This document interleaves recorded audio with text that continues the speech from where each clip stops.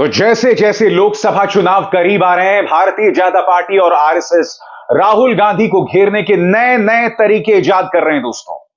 अब ताजा मामला क्या है दोस्तों, मैं आपको बतलाने वाला हूं आज शो में। न सिर्फ मैं आपको बतलाने वाला हूं कि किस तरह से राहुल गांधी के इर्द गिर्द आरएसएस और भाजपा एक चक्रव्यूह बना रही है, बल्कि किस तरह से देश के गृह मंत्री अमित शाह ने एक शर्मनाक गलत बयानी की।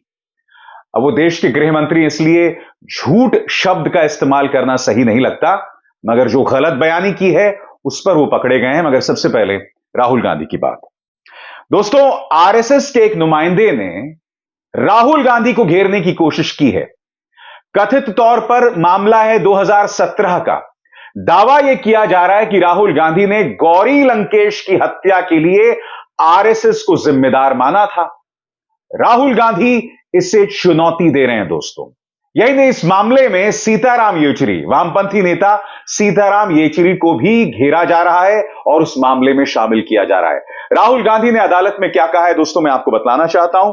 राहुल ने अपने वकील कुशल मोर के जरिए बोरीवली मजिस्ट्रेट की अदालत के 2019 के आदेश को चुनौती दी है, जिसमें आरएसएस विचारक और वकील धृतिमान जोशी द्वारा दर्ज कराई गई निजी मानहानि शिकायत को खारिज करने से इनकार कर दिया गया है।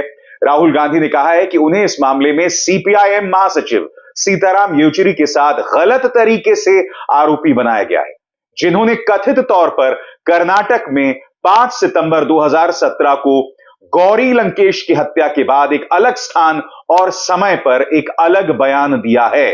राहुल गांधी का पक्ष और क्या कहता है दोस्तों, आपके स्क्रीन पर उन्होंने तर्क दिया है कि जोशी की शिकायत सीआरपीसी की धारा 2018 का उल्लंघन करती है, जो अलग अलग अपराधों के लिए अलग अलग आरोप निर्धारित करती है और संयुक्त मुकदमे की अवधारणा अज्ञात है, कानून के तहत अनिवार्य या स्वीकृत नहीं है। तो गौरी लंकेश की हत्या के बाद जो पूरा विवाद हुआ था, उसमें राहुल गांधी को घेरने की कोशिश है। वो मामला एक बार फिर ज्वलंत हो गया है। याद कीजिएगा दोस्तों, राहुल गांधी संसद में अडानी के खिलाफ बयान देते हैं और तब उनके खिलाफ एक मामला जो कि मानहानि से जुड़ा हुआ है वो एक्टिव हो जाता है। गुजरात की 2 अदालतें एक के बाद एक उन्हें 2 साल की अधिकतम सजा सुनाती हैं और राहुल गांधी की सांसदी चली जाती है। राहुल गांधी उसके बाद सुप्रीम कोर्ट में अपील करते हैं और सुप्रीम कोर्ट उनकी सांसदी को बहाल करते हैं। अब एक बार फिर चक्रव्यूह जो है वो गढ़ा जा रहा है, जिसमें राहुल गांधी की सांसदी पर फिर से गाज गिराने की कोशिश है, इस बार आरएसएस। बड़ा सवाल ये, मैं आपसे एक सवाल पूछना चाहता हूं, बड़ा सवाल ये, और ये बहुत जरूरी सवाल है। आजाद भारत के इतिहास में तो राजनीतिक बयानबाजी होती रहती है और राजनीतिक बयानबाजी में भी नेता अक्सर कई लक्ष्मण रेखाओं को पार करते हैं। मसलन निशिकांत दुबे ने कांग्रेस की एक विधायक दीपिका और टीएमसी की सांसद महुआ मोइत्रा के लिए जो शब्द का इस्तेमाल किया था वो तो बहुत शर्मनाक था, नगरवधु यानी कि वैश्या। और मैं आपको ऐसी ढेरों मिसाल बता सकता हूं जहां भारतीय जनता पार्टी के नेताओं ने तमाम हदों को पार किया। याद है आपको, जर्सी काऊ, कांग्रेस की विधवा, 50 करोड़ की गर्लफ्रेंड, ढेरों मिसालें हैं दोस्तों। और ये किसी और ने नहीं, देश के प्रधानमंत्री नरेंद्र मोदी ने कही थी जब वो मुख्यमंत्री हुआ करते थे। तो कहने का अर्थ यह है कि इस तरह की बयानबाजी होती रहती है। अब इन बयानों का इस्तेमाल करके विपक्ष पर निशाना साधा जा रहा है ताकि उनकी सांसदी को छीना जा सके, क्योंकि लोकसभा चुनाव का साल है। जाहिर सी बात है, किसी भी कीमत पर विपक्ष को घेरना है, चाहे उन्हें जेल में भेजकर, मसलन मनीष सिसोदिया, संजय सिंह। और आप जानते हैं अदालत ने क्या कहा था मनीष सिसोदिया के मामले में, कि कोई सबूत नहीं है, कहां चार्जशीट है, किस आधार पर आप मनीष सिसोदिया को फंसा रहे हैं, और मनीष सिसोदिया इतने हफ्तों से जेल में बंद है। मुद्दा सिर्फ राहुल गांधी का नहीं है दोस्तों, मुद्दा यह है कि किसी भी तरीके से विपक्ष पर निशाना साधा जाए, उन्हें घेरा जाए, लगातार घेरा जाए। कल राहुल गांधी ने मिजोरम में एक प्रेस कॉन्फ्रेंस को संबोधित करते हुए अमित शाह पर जबरदस्त वार किया है दोस्तों। उनसे सवाल पूछा गया कि भाजपा आप पर हमला करती है वंशवाद को लेकर, तो राहुल गांधी ने पूछा, मुझे बताइए जय शाह कौन है, पंकज सिंह कौन है, पंकज सिंह के पिता कौन है, जय शाह के पिता कौन है। सुनिए उन्होंने क्या कहा। At this point of time for Congress, how challenging it is to keep their positions intact when there is a most important election, that is 2024, as far as Indian alliance is concerned. And at the same time, we have seen the way BJP is campaigning, targeting Congress on the issues of corruptions, on dynasty politics, and other things, vote bank politics. Which party? Which BJP. What does Amit Shah's son do? What is he doing exactly? What does Rajnath Singh's son do?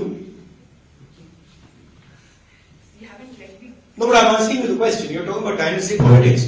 Last I heard, Amit Shah's son is running Indian cricket.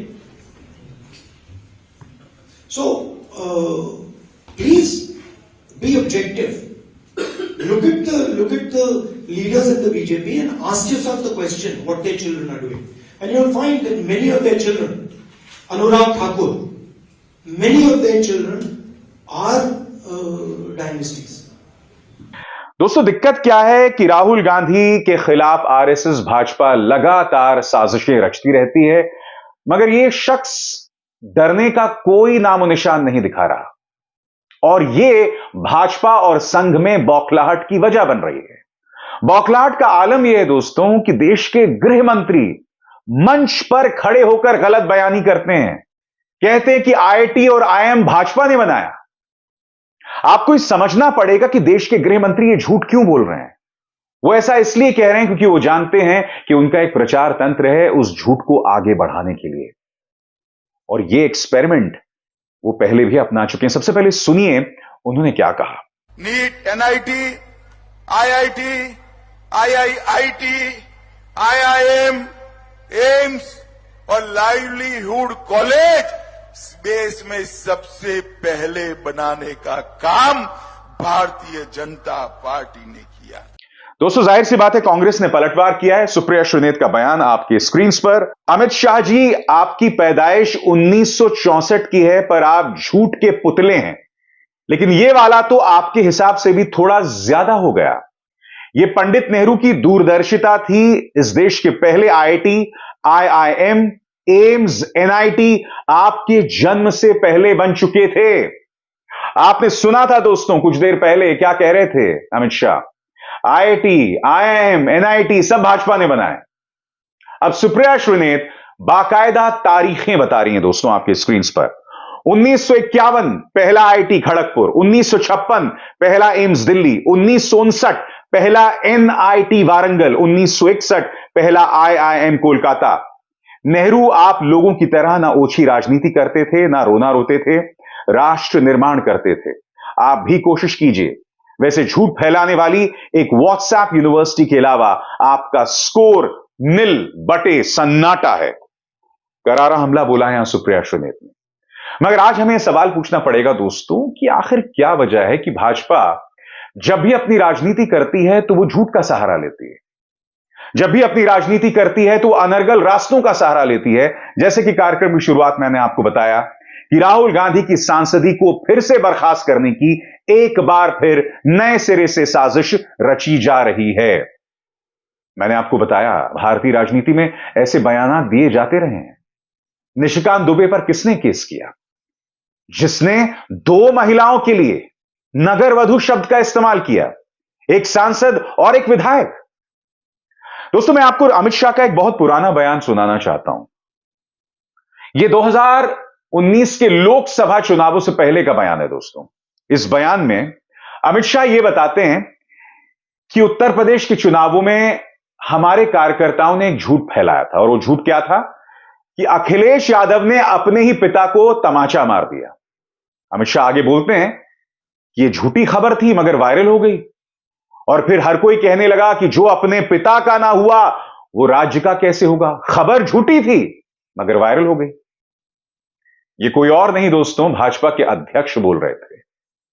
खुलेआम गलत बयानी, दुष्प्रचार और झूठ का सहारा।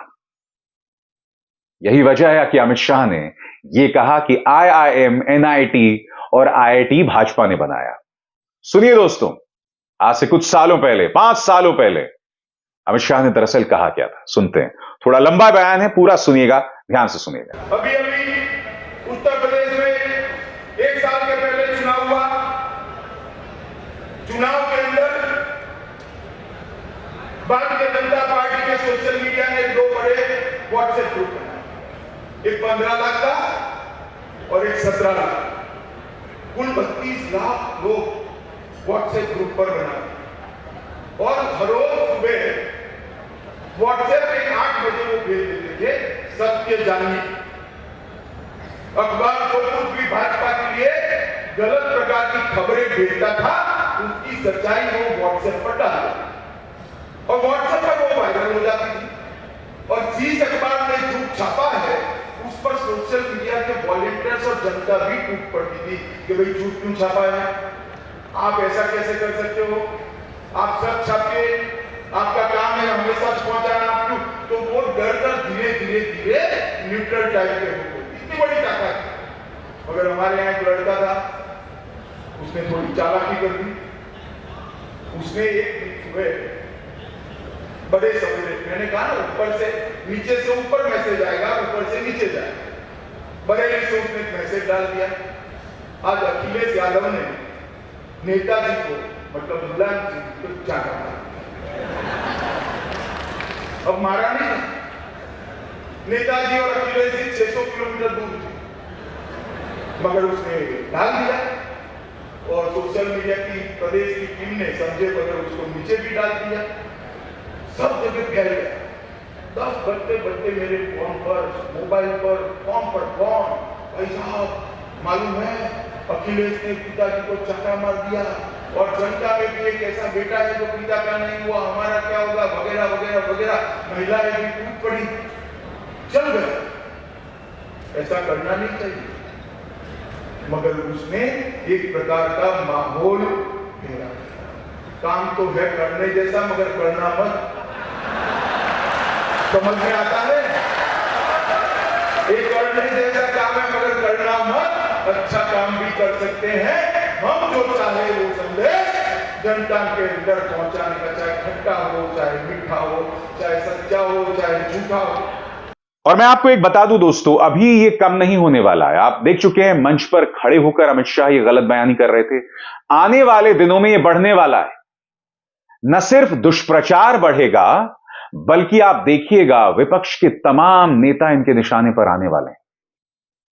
आप तमाम मिसाल देख चुके हैं, कुछ लोग जेल में बंद हैं, पत्रकारों को जेल में बंद किया जा रहा है, विपक्ष के नेताओं पर निशाना साधा जा रहा है। मगर इसका सिर्फ एक जवाब है, डरना नहीं है, किसी भी कीमत पर घबराना नहीं है, क्योंकि यह काम तो चलता रहेगा। भाजपा को लगता है कि अपनी सियासत आगे बढ़ाने का उनके पास एक ही तरीका है। यही वजह है कि बावजूद उसके ना अखिलेश यादव झुके हैं, ना राहुल गांधी झुके हैं, ना तेजस्वी यादव, ना अरविंद केजरीवाल झुके हैं। उनकी जंग बहुत मुश्किल है, इम्तिहान बहुत कड़ा है, मगर यह राजनीति का, भारतीय राजनीति का संकट काल है और निहायत ही दिलचस्प भी। अभिसार शर्मा को दीजिए इजाजत, नमस्कार। स्वतंत्र और आजाद पत्रकारिता का समर्थन कीजिए, सच में मेरा साथी बनिए। बहुत आसान है दोस्तों, इस ज्वाइन बटन को दबाइए और आपके सामने आएंगे ये 3 विकल्प, इनमें से एक चुनिए और सच के इस सफर में मेरा साथी बनिए।